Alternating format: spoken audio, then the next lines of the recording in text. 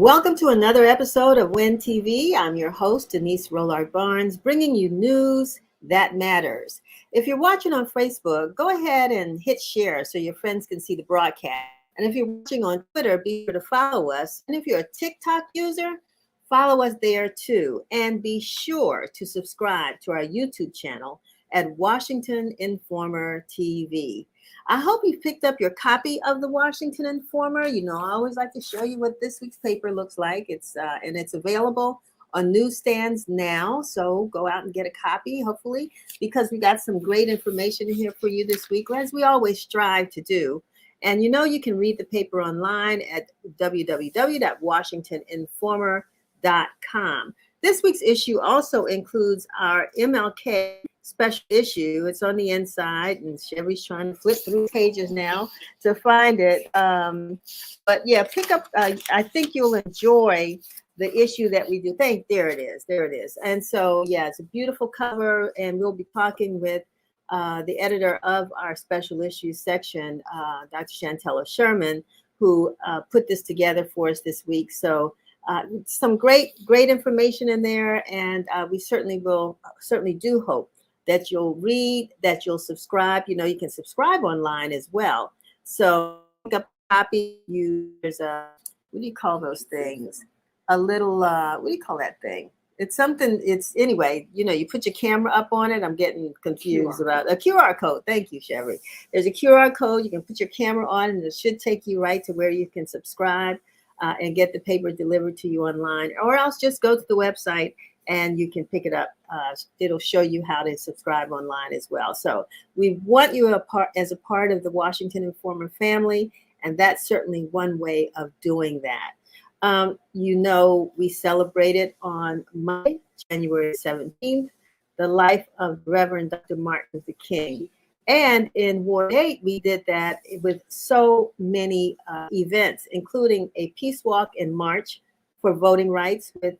We were honored to have with us Martin Luther King III and his wife, Andrea King, and daughter Yolanda Renee King. And I just want to suggest before I move on, if you have not had a chance to hear the message that Yolanda delivered at the National Cathedral on Tuesday morning to young people across this country, visit the site at the National Cathedral's website, and there you can hear, it's not long, but it's very, very deliberate and very, very inspiring to hear this young lady, 13 years old, talking to young people about the importance of voting. And not only that, I also wanted to say that for those who may not know, that Dr. King spoke at the National Cathedral. Yolanda's father, Martin Luther King III, spoke at the National Cathedral. And now this week, Yolanda is the third generation of the King family to speak at the National Cathedral. And she no doubt felt as though it was a humbling opportunity for her. But I really, really, really want you to check out her message. And we might be able to share that with you at a later date. But you know, we're going to surprise you, because we have some young people of our own that you'll hear from today that will also inspire you, to let you know that no matter what Congress did, no matter what the Senate refused to do, the fight for voting rights will continue for generations to come, who are very, very committed and concerned about making sure that the rights of people to cast their ballot, the democratic right to cast their ballot, will not be taken away. But at the march, we were so honored also to have representatives from the CBC, the Congressional Black Caucus, Joyce Beatty of Ohio, and Terry Sewell of Alabama, as well as hundreds, and maybe even some of you, who marched with us across the Frederick Douglass Memorial Bridge. Beautiful, beautiful bridge, onto Martin Luther King Avenue, over to Good Hope Road, and to the end at Good Hope Road in Minnesota, where a mental health fair was held, and so many folks turned out. And boy, I tell folks, so the postal service used to be rain, snow, sleet, or hail. You know, the mail will be delivered. Well, God delivered rain, snow, sleet, and hail all the way up till that morning. And as we crossed that bridge, it was so fantastic to see the sun come out and for the marchers to really have a successful event. And regardless of what the Senate voted on this week, the fight continues for voting rights. On Saturday, in addition, we had a dynamic prayer breakfast with a young evangelist from Ward 7 here in Southeast DC, ANC Commissioner Terrell Holcomb, who delivered a very inspiring message. On Sunday, the Marion Barry Youth Leadership Institute presented 5 first place winners at the elementary, junior, and senior high school levels of the 2022 MLK Holiday Essay Contest. It was a virtual program. Lots of people watched and were very inspired by the messages of the winners that we have with us today. And you will hear from Cole Corbett, a 5th grader at Statesman College Preparatory Academy for Boys, Amari Atiero, a 7th grader at Jefferson Middle School. Amari, please forgive me if I didn't pronounce that correctly, but you can straighten me out when we get together. Kai Corbett, a 7th grader at Statesman College Preparatory Academy for Boys, Charlie Cole, a 9th grader at School Without Walls, and Kimry Hughes, a 9th grader at Maurice J. McDonough High School. We're also going to have Dr. Chantella Sherman, as I mentioned earlier, who is our special editions editor, who will be joining us today to talk about some of the standout stories in this week's MLK issue. And we are so happy to have Judge Alexander Williams, who's joining us to talk about redistricting and voting rights. And last, but actually it'll be first, we have our special segment sponsored by Safeway. And we'll be joined by Senior Manager of Community and Public Affairs, Beth Goldberg, and Senior Vice President of Merchandising and Marketing, Tom Laughlin. So we have a great program planned for you this evening. We're looking forward to talking to all of the folks who will be joining us. And I just have to say a couple things. Number one, you all may notice from time to time that, there's one image behind me that stays. And this image, this piece of artwork was done by a local artist here in Washington, D.C. And I keep that there because, of course, Dr. Calvin Rolark, my dad, who was a publisher of the Washington Informer, started this publication in 1964, always stays close to me as we continue to put the paper out every week. The statue behind me, if you're wondering what that is, that's a statue of Ida B. Wells. Again, my inspiration, a crusading woman publisher who really worked hard to end lynching in the United States and to peel or unfold, what was causing majority of Black men in this country to be lynched. And she used the power of her pen to make sure that this country dealt with that issue. And we may talk to Will Ford soon. I think he's doing a panel. Will Ford is our Prince George's County editor, who will be doing a panel soon on the anti-lynching legislation that's now moving through the state of Maryland. Can you believe that? Also, behind me is a portrait of Frederick Douglass. And as I said, we walked across the Frederick Douglass Bridge. And I'm so, we listened to Frederick Douglass's words. We know that he was the voice that spoke many times. He wasn't the only voice, but one of the most powerful voices that talked about ending slavery in America. And so I keep him nearby as an inspiration. And then from time to time, I'm going to switch out some of our fantastic pictures from the past. Early on, I had Doug Williams. Last week, I think I had, who was it? May have been Eastern High School Marching Band. And this one behind me now is the Cardozo High School Marching Band. These are some of our old photographs that we had blown up. And so I like to switch them out from time to time and just to make them a part of our conversation as you're watching.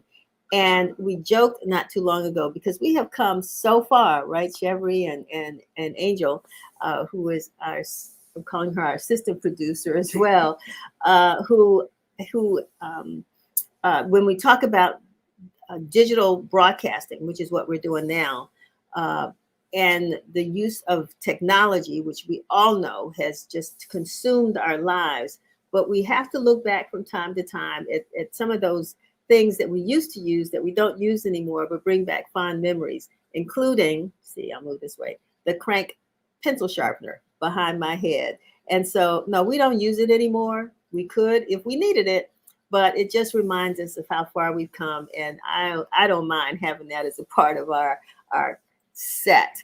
So, moving on, we're going to go on and bring on our guest now. And I am glad to have joining me Beth Goldberg and as well as Tom Laughlin of Safeway Stores. I don't see any pencil sharpeners in your background.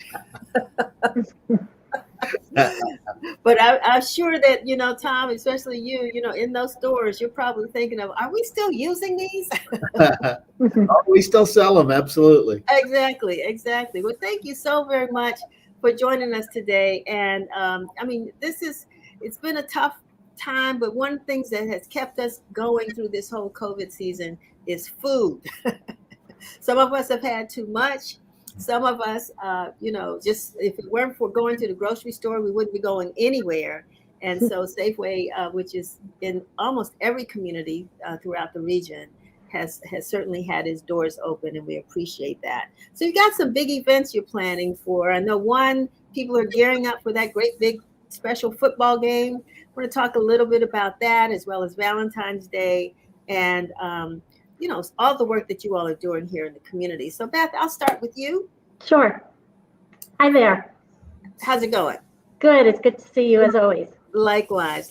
So let's talk about what you all are doing as far as what we have down here is the big game. I mean, people are getting prepared now. We talked about food. What's going on? I'm going to toss the ball to Tom on the big game, but I can talk to you about what's going on in the community. Okay, so, we'll come back to you on that. Okay. Tom, yeah, let's talk about that. Can you catch that? First of all, thank you for having us on here. What an honor it is to be partnered with you guys, and we appreciate it. I'll tell you, Denise, as you look at the families this year, this is the first time, I believe, ever, at least as far back as I can remember, Super Bowl and Valentine's fall on the same weekend. So it's been pushed back a week. But I'll tell you, as it relates to the great big game that's going to happen to support the NFL on Sunday, February 13th, we have all your needs in the deli, whether it's chicken wings, seafood. We have the fantastic colossal shrimp. So it's a challenge for us as we take care of both holidays. In the bakery, we'll have the message cookies.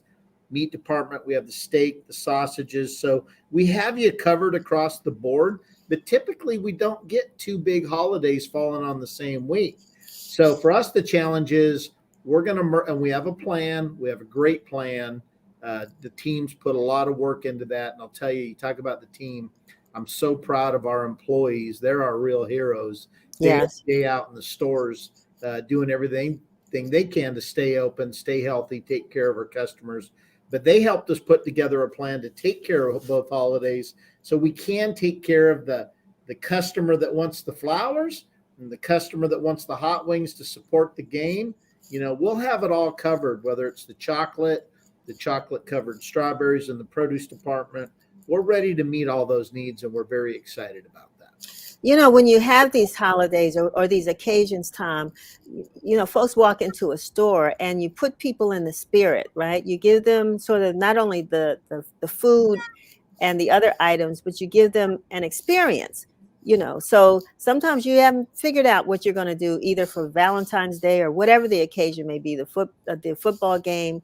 But, you all offer that as a way to, even when you go home, to say, okay, I can put this here, I can do. But how do you do that? How do you plan for that ahead of time? Yeah, that's a great call out, Denise, especially with the challenges logistically today.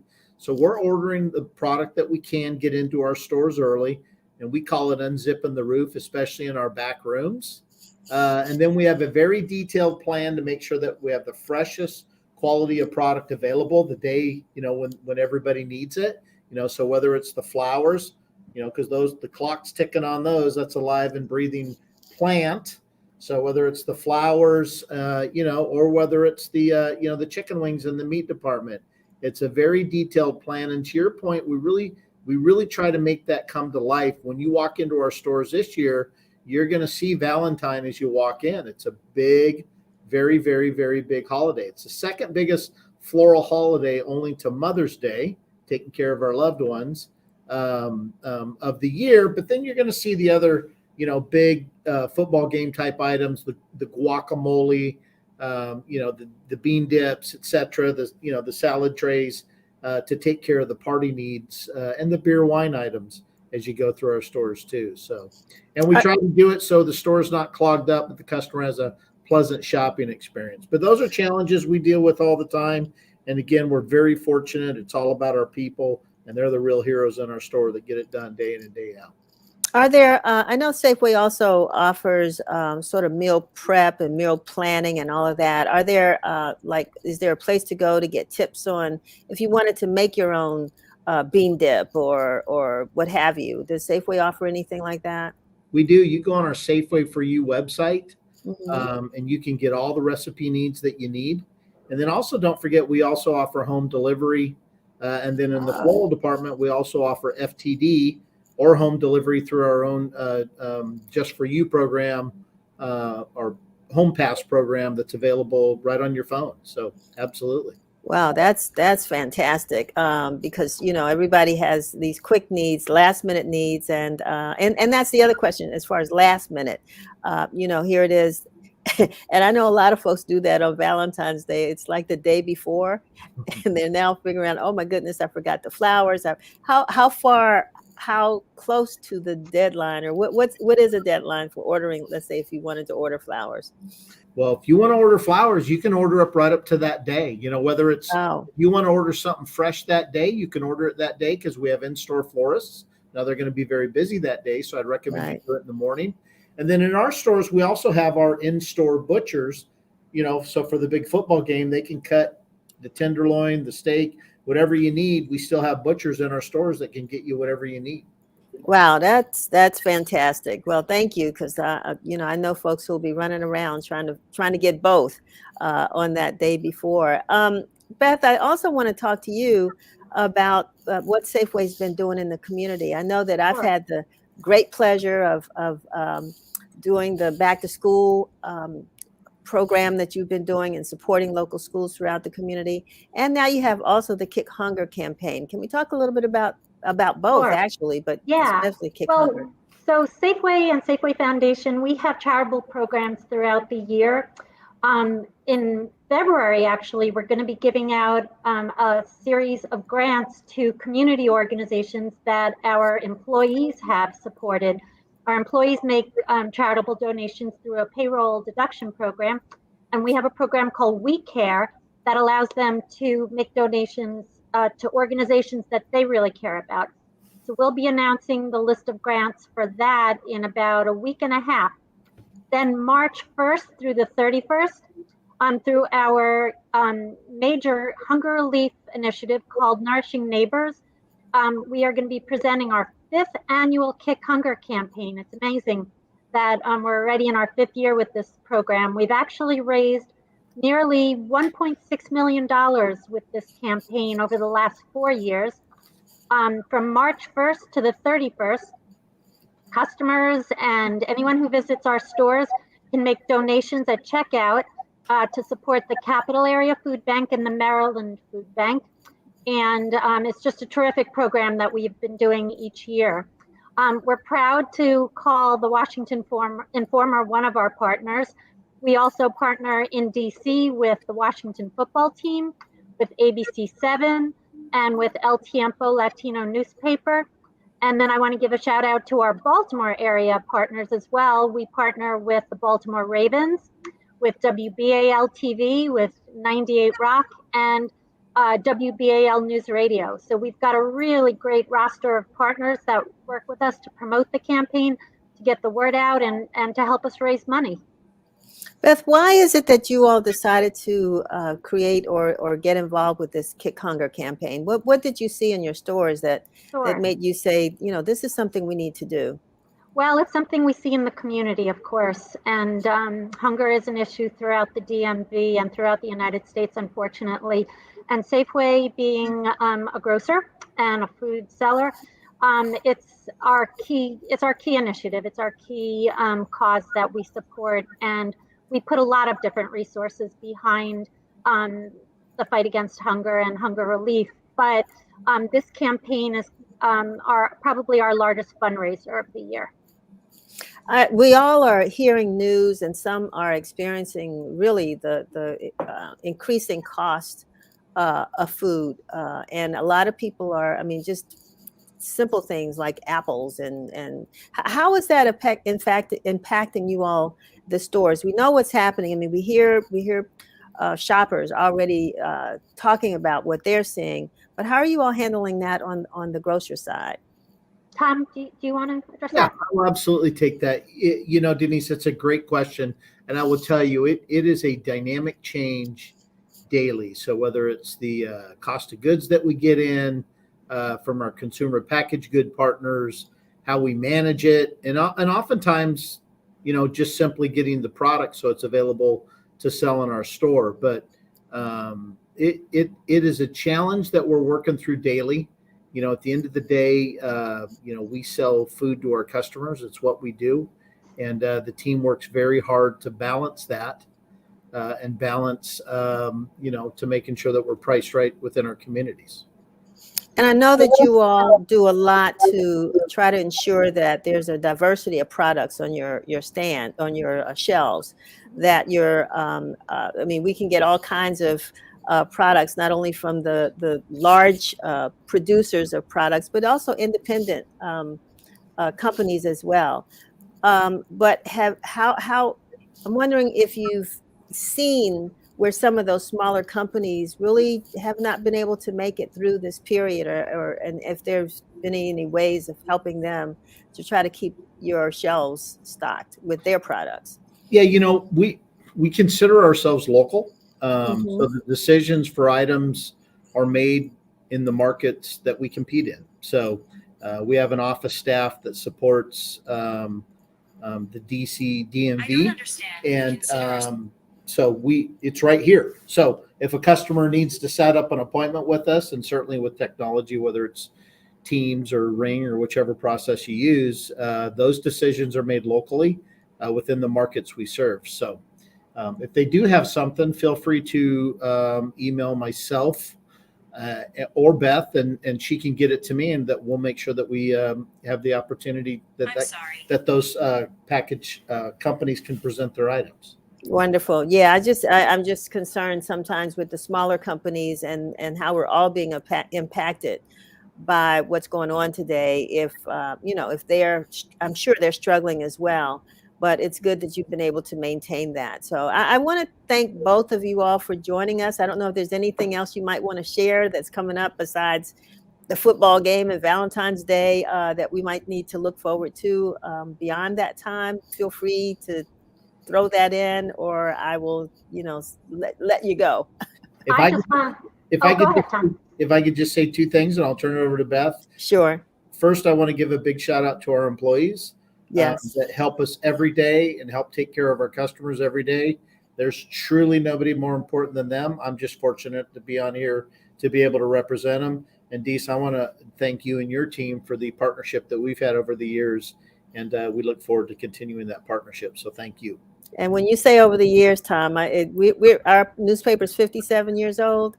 It's been 57 years. Wow. Beth? Oh, I also want to thank our employees and our customers for their generosity. Whenever we hold any kind of charitable campaigns in our stores, it's really our employees and our customers that step up, and our partners like the Washington Informer. You guys have been wonderful. Look forward to working with you on the upcoming Kick Hunger campaign. Thank you so much. All right. Well, you all have a great one. I know you got a lot of work to do with these two big events coming up. So we'll be there shopping. Thanks. All right. So much. All right. Thank you. It would be really kind of fun, and we might do that in an upcoming issue, but to look at some of those old ads that we ran in the Informer when Safeway, which was one of the first grocery stores in the city, actually the first one to advertise in the Washington Informer back in 1964. So, and looking at the price of food compared to what it is today, it's just amazing. We appreciate their partnership as well and their support. And it's just interesting to see how we all have evolved over the years. Next up, we're going to talk to Dr. Chantella Sherman about our MLK special issue. Dr. Sherman, how are you? I am well. How are you? I'm good. I'm good. Some of us, are still trying to maintain those New Year's resolutions. So we have to go to the special aisles in Safeway to make Yes. sure that we don't break that commitment to ourselves. But I am so happy again for what you were able to produce this week with our MLK special issue. We've been doing this now again for years, and the fact that you have taken this over. So the theme for our peace walk in March was change begins with good hope and a dream, and that's on the cover. But you had another idea when you decided to put the theme together for this and for the supplement. So talk about that. Again, when we start looking at Dr. King's messages, a lot of times we do a freeze frame in history where we're kind of stuck at the letters from the Birmingham jail or the March on Washington. And so we tend to forget that Dr. King had an amazing amount of sermons and speeches and just journal entries that we often overlook. And so one of the things that he often talked about, especially the mid 60s and into the close of his life, into this assassination, were issues that were surrounding identity and how we formulate identity and the concept of a false supremacy. And so when I came across that subject matter, he was actually doing a speech in 65 where he's talking about supremacy or false supremacy and the concept of the Emancipation Proclamation, the original one that was written. And he was doing a speech about the 100th anniversary of that original Emancipation Proclamation. And it just hit me that many of the things that he talked about almost read prophetic because these were things that we're now dealing with all over again today. Or perhaps we never stopped dealing with them. There's been a transition through the years of how false supremacies continue. And when he said false supremacies, he's talking about things like not just white supremacy, but there's certain people or certain areas or based on geographical location, that there's a bias that intrinsically we all inherit just by simply being here. And a lot of what we need to do is to push our way out of it in order to heal not only the outside world, but internally, the things that we need to address. How were you able to, I know you're a researcher, you're a historian. That's why you have that DR in front of your name. And it certainly doesn't stand for Denise Rollard like my DR does. But, what was your journey like as you discovered, like you said, the journals and the other articles of Dr. King? And is this one of the ones that inspires you the most, or is there something else? I think that as you start to break apart his messages, this one stands out for me quite a bit. The other would be, are we moving towards chaos or community? Because again, we're heading to a precipice where we're either going to have to do what we need to do, or we're going to be back infighting, and the infighting basically destroys everything. And so Dr. King talked a lot about peace in the process of these conflicts, so civil disobedience. And so you start to see the trajectory of his writing where he's getting to this thing where it's like, I don't want people to fight back, but we need to use the government that we do have. So when we're talking about the Voting Rights Act and having to deal with voting issues all over again, understand that we never really stopped dealing with them, but we've kind of lost our footing as the people fighting against some of these oppressive types of laws. And so they're starting to build back up again. And so when you start to pull apart what he's talking about again, you see the past and the present and the future all hooked in together. And I think that it inspires me to keep digging in to figure out what it is that we need to do now. Going back to the point that you were making earlier, one of your reporters offered tips on how to remove chains of bias. You want to share that with us? Again, when we think in terms of things historically, like the doll test, which is something that a lot of people are familiar with, Kenneth and Mamie Clark, where they have a black doll and a white doll, and they're asking children who are roughly 3 years old, which one is the bad one? Which one is the ugly one? Which one is the criminal? Which one is the dirty one? And the black children are constantly picking the black doll because you're being told, you're being learned bias through the news. You're being learned bias through statements that adults around you are making. And when you don't actively work against that, It just kind of feeds into our children, which means it feeds into us. And so the idea of breaking apart that bias is us learning as adults what it is that we need to say and do in front of others. It means that we need to go back and retrain and retool ourselves, because we all have certain levels of bias.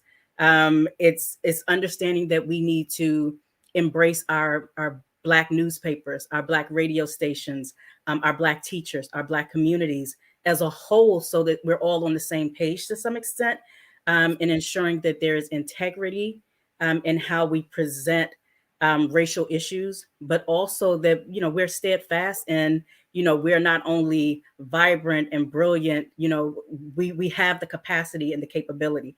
And so the fact that we're going back again, trying to explain to children that, you know, CRT, those are bad words, but we need truth. And so truth is never really a problem unless you're looking for lies. So we just need to get to a point where once again, we're reading for ourselves. The libraries are still free. I love DC Public Library because much of the research now that I used to have to go into the archives for is readily available just by having a library card and sitting at your computer.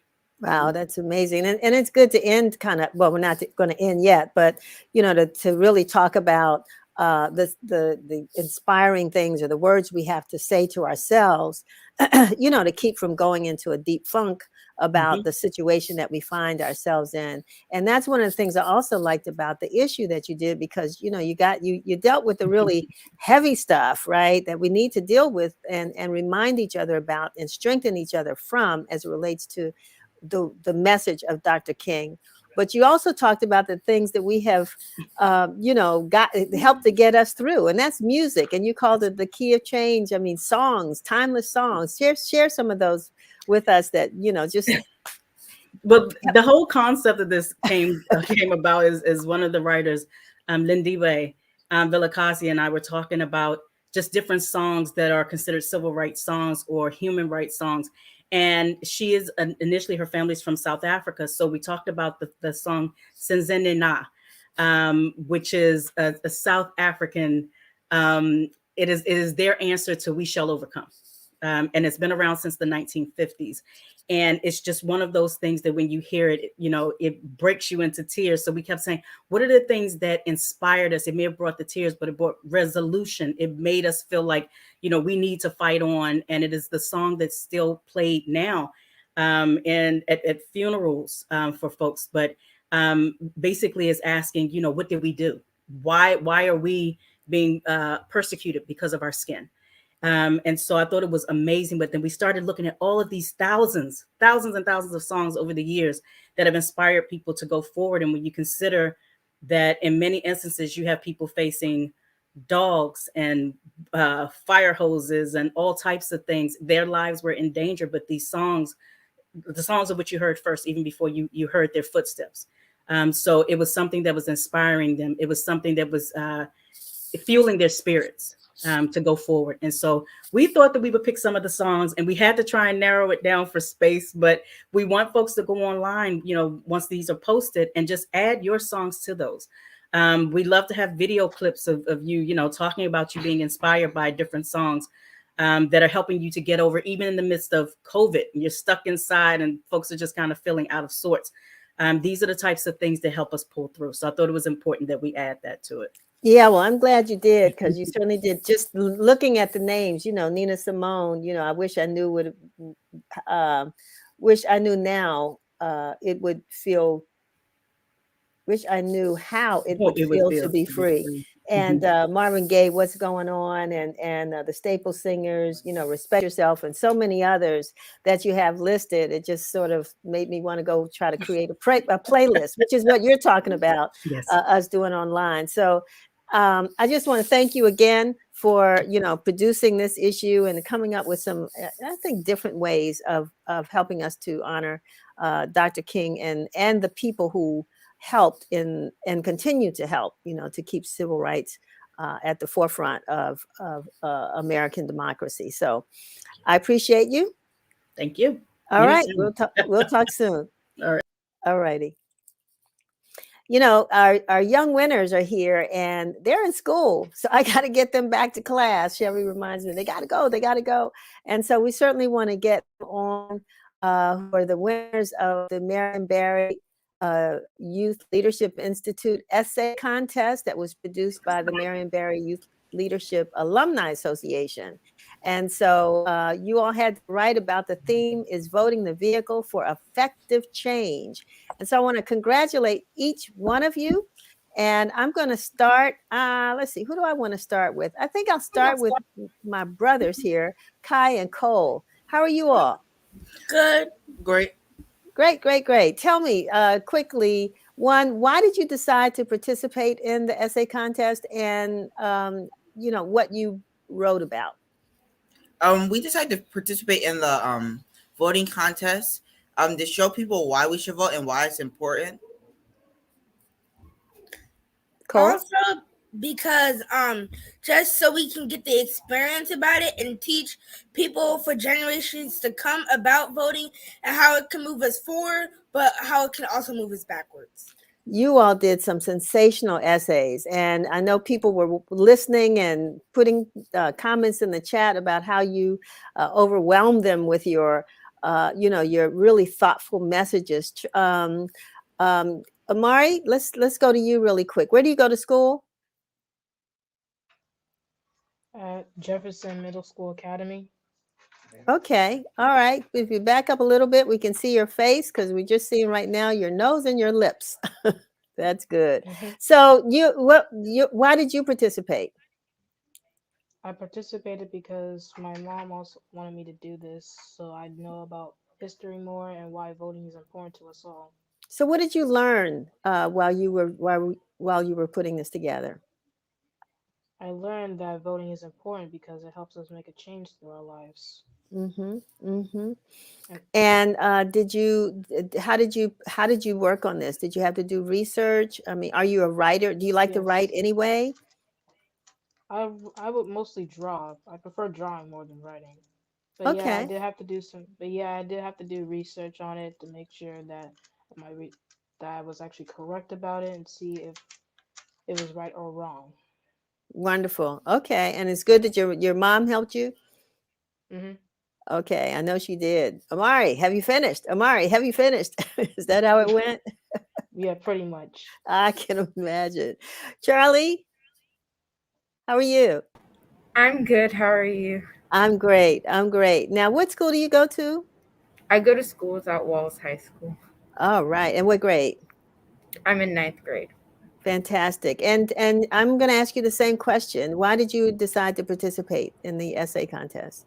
Yeah, I decided to participate because when I realized that it was about voting, I realized that I didn't know that much about why we should vote. I always just thought, it's my civic duty. I'm going to vote when I'm older anyway. But I never really went into why I should vote, which is what I really went in depth about in my essay. So there you go. Okay, and you did. What did you give us a sense of what your conclusion of your essay? What did you come? What was your final message? So my conclusion was that everybody should be introduced to the idea of voting at a young age because we learn most of our life skills at home from our parents. So I concluded that it was important to know, number one, how your tax dollars were being spent. And I emphasized the fact that when you vote, you have a bigger impact on your life than you think you're making. And also, it's important to start at home young, learning about voting. Interesting. That's fantastic. Kimry, I'm coming to you next. Kimry Hughes the third. If anybody has been in DC for any amount of time, we know that name. And we're certainly glad to have you with us. And you tell us what school you go to in your grade. I go to Maurice J. McDonough High School, and I am a 9th grader. So, I mean, we were pleasantly surprised to see you, but more importantly, to hear you deliver your essay. And, you've been around this work a long time because of your dad and your mom. So tell us why you decided to participate this year. Well, I decided to participate because I am in the Marion Barry Youth Leadership Institute, and the essay contest was a thing that they have been doing for a long time, and I've been around it all the time. And I never participated in previous years when I could have, but now I decided to, like, oh, okay, I'm gonna do the essay. I'm gonna just do it. Also, it was mandatory, so I was like, all right, well, if I'm gonna do it, I might as well like submit it for the contest and try to win some money. All right. Okay. We'll get it. And you all, I think your first place winners, well, you all are all first place winners, but you won, there was a cash prize already designated, but people were so impressed and inspired by your messages that it's like they kept giving you more money, right? Yes. So what was your conclusion, Kimry? What tone did you end up expressing, or message did you end up expressing in your essay? Well, in my essay, I gave the message about how voting was important and the changes that it can bring. And I also did talk about my hopes and what I wanted to see for people voting, like how I want more voter turnout, how I want there to be less violations of voting rights, because I touched on that in my essay. And yeah. So does anybody want to share with me, just have you all had a chance to actually participate in any voting rights marches, or any marches that talk about voting, or Yes. yeah, Amari, tell me about that. So I basically went to this march on Martin Luther King Jr. Day, basically this one day. So yeah, we all literally marched for like 2 hours, and we stopped by some different locations. That's wonderful. We started chanting, and yeah, a lot of stuff, and also a lot of things happened. And when you talk to your classmates, Kyle and Cole, I know you all are at a school, all boys school, but when you talk to your classmates about voting, what are your conversations like? Well, it's usually about vote. When we talk to our classmates about voting, it's usually about voting who's going to speak in a classroom or something. And it's usually, well, at our school, I'm not going to lie, it's usually more of an argument until it's like a debate. But if we do talk about voting, like really get into it, then we do talk about historical figures that open the path for us to vote, to be able to vote. What about you, Cole? In your school, do you all have like a student council, or do you have to vote for your classmates for anything? Well, not student council really. Like when we do classroom jobs, like we do who should be the leader for the classroom. Like we just do like whoever gets the most votes wins, and then you have to do a speech to see whoever gets the most votes the people have to do a speech. Whoever does the best speech just wins that thing. Interesting. And Charlie, let me ask you, what was the hardest part for this? Was it writing the essay or actually delivering the essay? It was probably delivering the essay, because when I was reading it, it was I didn't want to sound robotic. I wanted it to sound genuine. I wanted it to sound like a conversation, kind of. I think I did a pretty good job of doing that, but I think one of the most difficult parts was definitely delivering the essay, because I didn't want it to sound scripted, even though I was reading. I wanted it to sound genuine. Yeah, that's one of the things we debate about sometimes when we do this contest. And Amari brings up a good point, because sometimes it can be art. Do they always have to write? Do they always have to read? Is there another way to express the idea about what Dr. King's life was about? But anybody else want to talk about, the writing process as opposed to the oratorical part of this, reading it in front of the audience? Anybody else have something they want to share? Kimry? Well, for me, the writing process it was, it was a little challenging because I had to go out, I had to really do my research, I had to dig deep. Um, but other than that, it wasn't that hard. I was just like, okay, well, this is what I'm thinking about voting rights. This is how I really feel, and I could easily convey that via paper.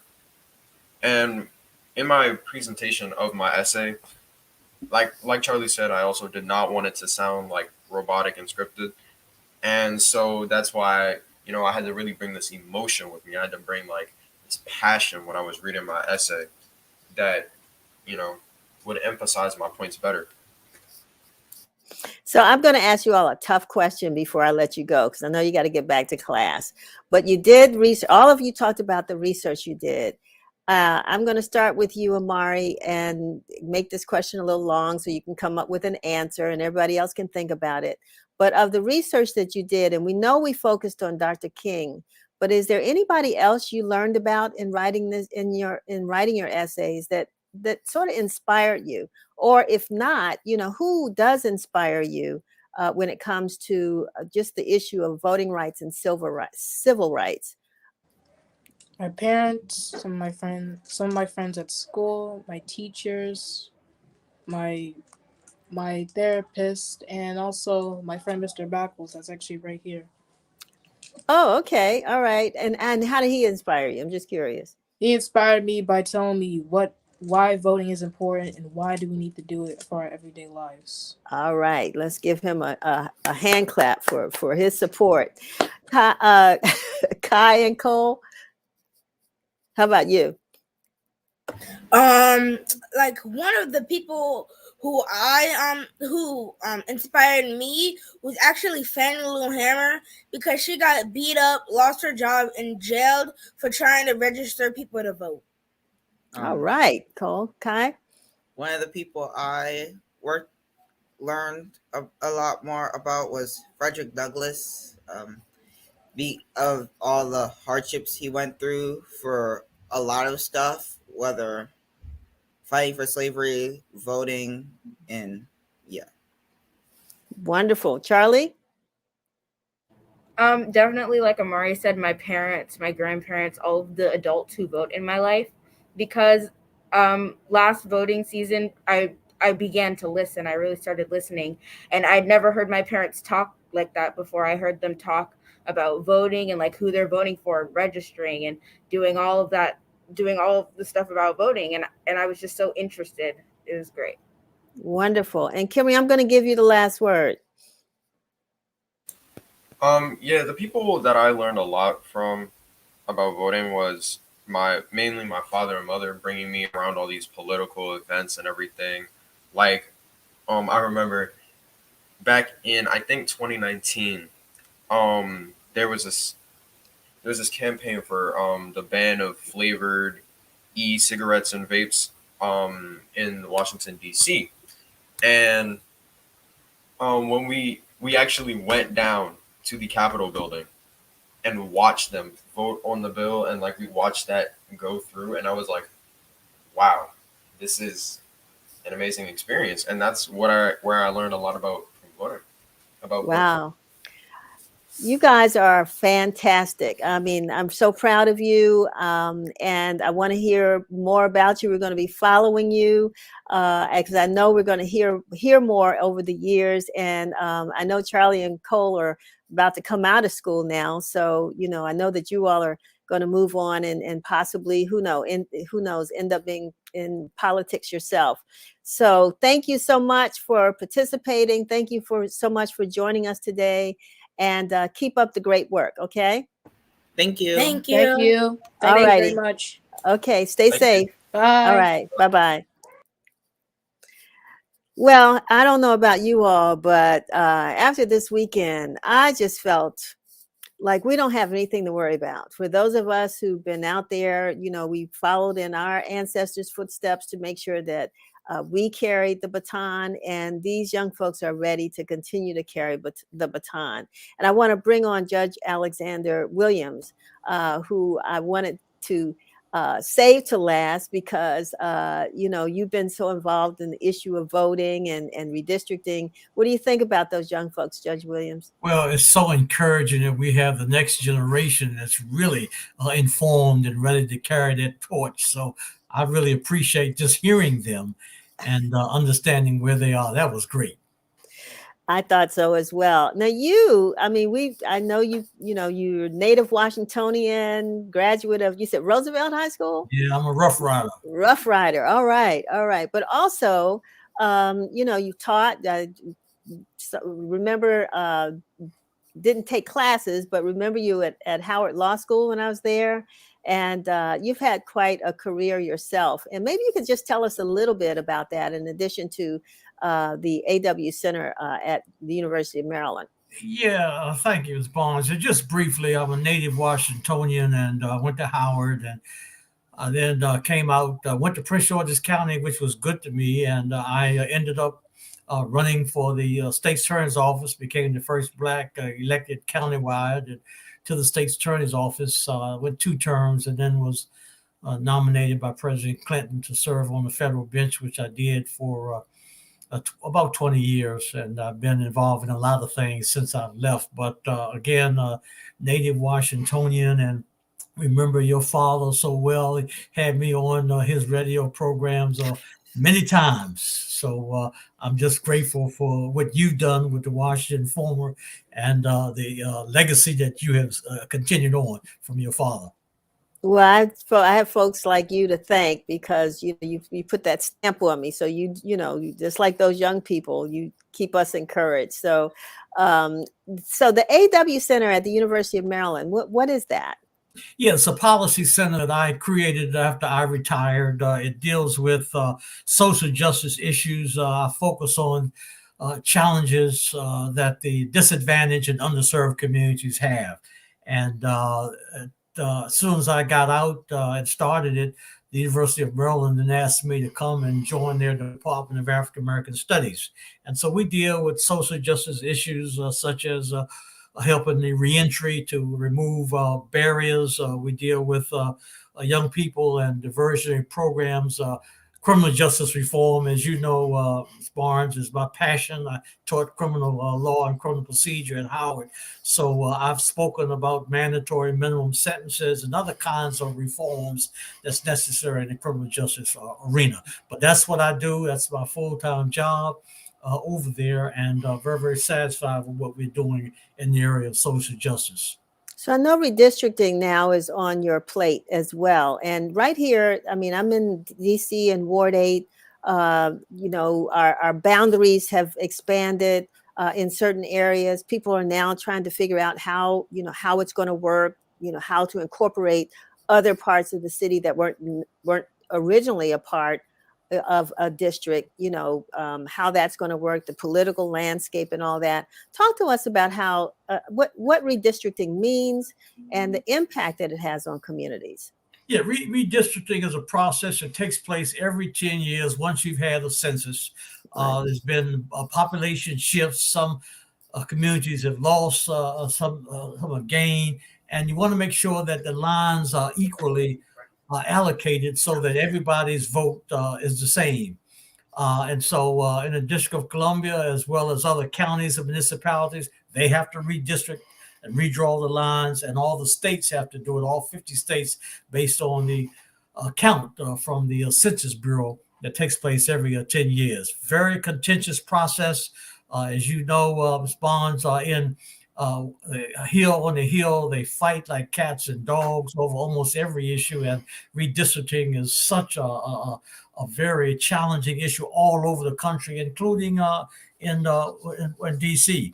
And as far as the citizens of Washington are concerned, they want to make sure that they get people who come to Congress who are fair, who are sensitive, who understand the need to reform. And so of the 435 people who make up Congress in the House, the district has an interest because you have issues such as a home rule and other kinds of issues that affect the citizens here. And you want to make sure that the 435 people that come in are fair-minded and they've been elected based on fair lines that have been drawn in the various states.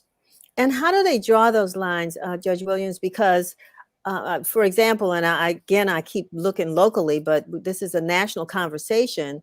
But when a community has to bring in you're splitting it up, you're dividing so that the numbers, right? Let's talk about the criteria. One, you have to have sort of a balance in the number of, is it residents or voters? Yeah, it's a residence. Yes. Okay. And then what about a racial balance? Is that important or not? Yeah, it is. There's something called the Voters' Rights Act. And when you're drawing the lines, you can't dilute the minority vote, the African-American vote, the Hispanic vote. They have to have a fair opportunity. And one of the tricks that people have had across the years to dilute that vote is what they call packing or cracking. And packing simply is to shove all the minorities into one district when they could possibly have had 2 or 3 congressmen, but you put them all in one. That's called packing. And then cracking is splitting them up in little pieces so they don't have any real power from that standpoint. So the Voter Rights Act precludes all of that. And also today we're seeing more partisan gerrymandering, which is another issue that people have to deal with.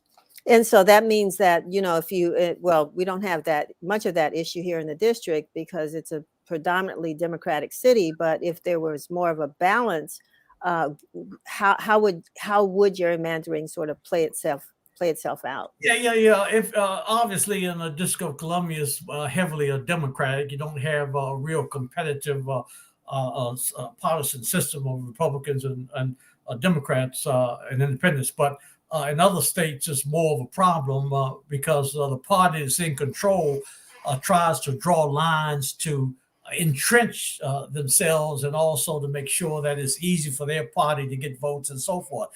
In the District of Columbia, again, they are affected because they want to make sure that people who come here who vote on legislation that affects them are not victims of partisan gerrymandering and so forth. And as you know, Ms. Barnes, the Supreme Court has punted on the area of partisan gerrymandering. They have not taken the case up. They have not found that to be a constitutional violation at this point. So what's happening is that in all of these partisan gerrymandering states like Ohio and other places, there's a state constitution and the state delegation rights, and there's a lot of litigation taking place in the various states to challenge these lines to make sure that the other party gets a fair opportunity to get elected. Let's look at the state of Maryland.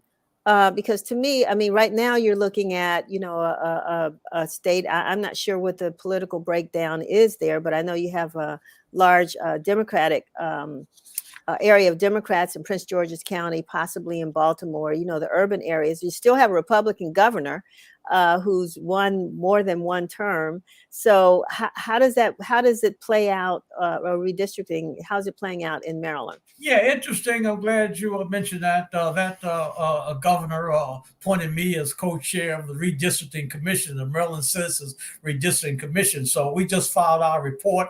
And if you look on my website, Judge Alexander Williams Center .edu.com, you'll see our report there. But Maryland has over 6 million people, which gives them, according to the census, about 8 congressional seats. And of course, it's a heavily Democratic population and a state right now. It's a blue state. And right now you have 7 Democrats and 1 Republican. So they're in the process of adopting lines and so forth. And in Maryland, every congressional district will be a little over 600,000 people. And you would think that most, in theory, you would like to have 8 little equal blocks, but it just doesn't happen that way because Maryland is a strange shaped state. It goes all the way to Western Maryland, almost toward Pennsylvania and West Virginia. And then it goes to the Eastern Shore across the Bay Bridge down Southern Maryland. And then you have Central Maryland. So the lines are very unique and strange sometimes. And there's lawsuits right now about basically the Republican Party that are challenging the lines that have been drawn by the Democratic Party. Outside of the challenges between the politicians themselves or the folks like yourself who work on these commissions, the everyday voters, I mean, do you think that they even know what's going on, or are they impacted until election day when they realize their poll may have changed? How are they impacted? Yeah, and Ms. Bonds, I'm so glad you asked that question. And my point, and I've been speaking on a number of different shows and at churches and other communities, we have to understand this process of redistricting that takes place every 10 years. We can't shut our eyes. We've got to make sure that we know where the lines are being drawn, who's drawn it. Some states have legislators drawing it, other states have independent commissions, but we've got to understand what this process is and make sure that these lines are fair, they're compact, they bring in people of various interests. And we also recognize the shifts in population. In Maryland, as you know, Baltimore City lost population. So they've got to look elsewhere to make 700,000 people. And of course, in Prince George's County, it's almost 1 million people. So we have to be separated in 2 or possibly 3 different districts.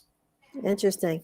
And lastly, when it comes to the Voting Rights Act that did not pass in the Senate, was there anything in that act that that will be impacted that will impact redistricting here or any place in the country? Yeah, you had 2 acts that were pending there. You had the Freedom to Vote Act, and then you had the John R. Lewis Voting Rights Advancement Act. And both of those pieces of act were vital. I'm so sorry they didn't get the numbers to pass it, but it would have returned a lot of the requirements under the 1965 Voting Rights Act that required the Justice Department to sign off on certain districts in certain states. But it also will have made a national rule for voting by mail, early voting, and other kinds of things that have been taken away by these various ordinances and bills and legislation in other states that has restricted the right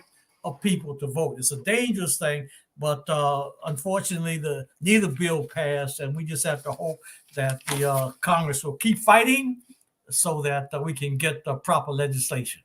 I agree, and after hearing those young people a few minutes ago, those students, we know that there will continue to be a fight forever to protect the right to vote for Americans all across this country. That's what I heard from them. Absolutely. All right, Judge Williams, thank you so very much for being with us, for helping us to understand the redistricting process and why we need to pay close attention to how these lines are being drawn. And we welcome you back anytime. Thank you, Ms. Barnes, and congratulations to you and all you're doing with the Washington Informer. I read that paper every week. I'll tell you that now. All right. That's a good thing. I appreciate that. All right. All righty. Have a good one. So we want to thank you for watching us today and hope you'll come back next week as we jumpstart Black History Month and our conversation with Dr. W. Marvin Delaney, President and CEO of the Association for the Study of African American Life and History, ASALH. We celebrate Black History 365 days of the year, but if it were not for Dr. Carter G. Woodson, who established ASALH and established Black History Month, we would not even have a month of celebration where we specifically look at the contributions of Black people in this country and around the world. So we're welcoming Dr. Delaney with us, and we welcome you back next week. Have a safe week. Stay warm. Keep your masks on. Do whatever you can to make sure that you keep your family, your household, and your schools safe from this COVID vaccine. We'll see you again next week. Take care. Next, we're going to have what's going on DC with the media print. So don't go away. I'll get that together, Sherry. I'm like, okay, let's go. Yeah, but we'll be back with stay tuned for the media prints with what's going on DC. See you next week. Happy Friday, my beautiful people of the DMV and around the world, wherever you're watching. I want to welcome you to another epic week of great proportions here in the DMV. We got Rihanna, we got MLK recaps, we got fried glizzies, we got dope artists, we even got Taraji getting sprayed in the face. Hey world, I welcome you all to what's going on, DC.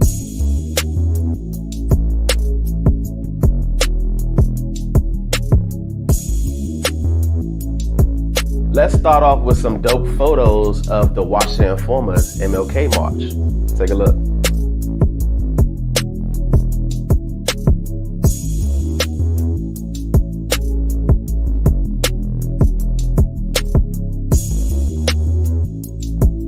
Rest in peace to Andre Leon, the driving force behind Vogue magazine and the fashion world itself. A DC native, he will never be forgotten for his tremendous efforts in the fashion and philanthropy world. Well, due to COVID and the increase of exposure of the massive and many variants, Metro Bus will now be running on Saturday schedules during the week until further notice. So inquiring minds would like to know, what is DMV's own GoldLink up to? Have you guys noticed he cleared his Instagram? Do music perhaps? Great news for my queens of DC. Pads and tampons will now be free for students in DC, both private and public. And fact check, 1 in 5 girls in the US have missed school due to the lack of product access. DC said, not on our watch. Now don't go asking me about Maryland and Virginia. I keep you posted when they do it. Congratulations to DMV's own Top Dollar Sweezy, as his clothing brand Sweezy will now be coming to shoe cities all around the DMV. And yes, that includes you, Baltimore. Also, congratulations to The Factory on its newest collaboration with And Pizza. If you're lucky to come to the DMV, please try And Pizza. I promise you won't be sorry. Our Southeast queen Taraji gets sprayed in the face with water on Jimmy Fallon with Normani. Take a look. Get ready now. What's alive? This love is so special and strong. Corday links with her and Little Durk. Take a look. I'm on this road and I'm not sure where my heart is headed. And if you let Rico Nasty says, stop asking her to twerk. Take a look. They put their phones up and they say, go do this. Sometimes I'll see girls do it. Excuse me. They put their phones up and they think this is funny. They think it's This is probably the worst thing that you could put out while a female rapper is performing, even if she is gonna twerk, even if that's what she does. Even if you're at a club and someone's hosting and she's just an IG baddie, this is so disrespectful. It's pointing to this ever being why I'm on the stage or this pertaining to anything that I've ever done in my career. That's not what I do.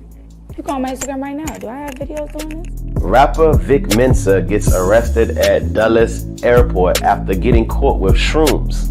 Now, if you are a real DMVian, then you know Dulles ain't the airport you want to get caught in. Great news, DC. Rihanna's new Savage X Fenty store will be coming here as one of its primary locations. So ladies and gentlemen, get your wallets ready. Are y'all really out here eating deep fried glizzies? Take a look at this pic of it. Courtesy of Blog Now Events, TikTok signs a lease for the first DC office near Union Market. I told y'all, DMV about to be lit. I hate to say it, but the Free Fat Trail movement is back after the MC had to turn himself in the state of Virginia. Take a moment to read his words to his fans.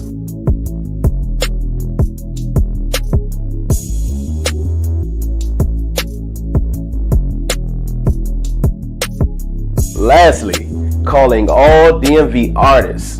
The DMV League of Artists is looking for you to participate in their Black History Month exhibit, being held from February 1st to March 1st at their new Chinatown headquarters. Visit dmvleagueofartists.com to apply. Well, that's it. Until next week, folks. We out.